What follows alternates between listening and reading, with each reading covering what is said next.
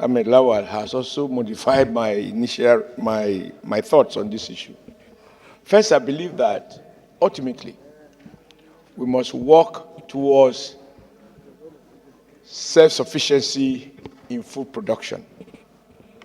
And we should, as much as possible, reorientate our consumption such that, as it was said before, we eat what we produce and produce what we eat.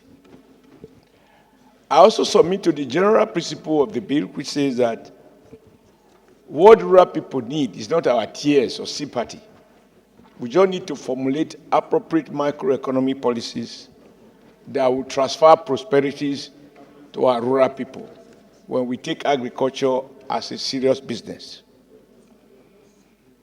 But having listened to distinguished Senator Ahmed Lawal with regards to the fact that we can produce wheat, my question is, we talk about our potential, we can do all of this. Why are we not doing it? Because according to this document, even though no evidence was attached, it claims that we are spending as much as $3 billion every year to import wheat. And so the inclusion of cassava will reduce the amount of wheat importation. But then distinguished Senator Ahmed Lawal reminds us that that importation is not inevitable if we get our policies right, provide the right incentive, and educate our farmers and give them what they need to go back to the farm and produce wheat. So between these two, I believe that they are doable. Now, my problem is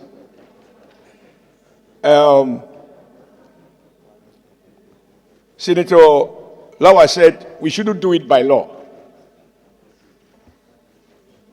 Sometimes I don't like too many laws. Because we're forced there, you have to go to court. Persuasion seems effective, but in this environment, persuasion oftentimes doesn't work. So given that we can do both, encourage wheat production, as they are suggested, and I'm 100% in support of that.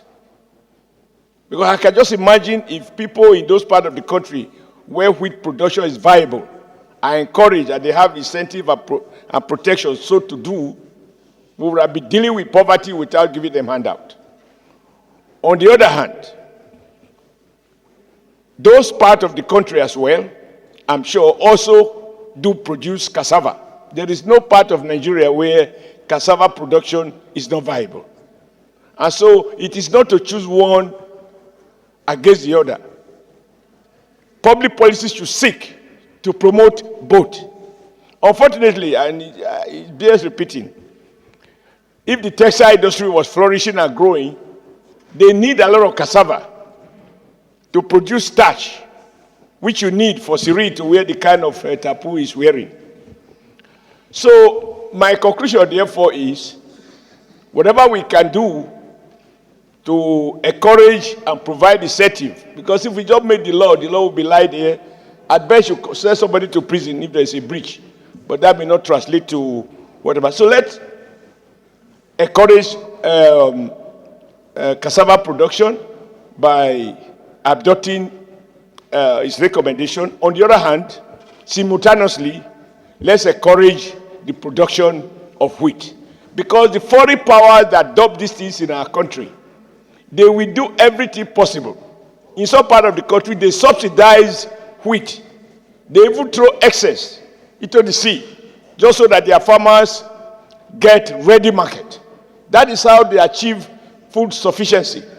But here, when our farmers overproduce, the price crash, then they move away. And 10 years later, we come back. Like you said, during the military, there have been huge debate about the need to reduce our dependence on imported wheat.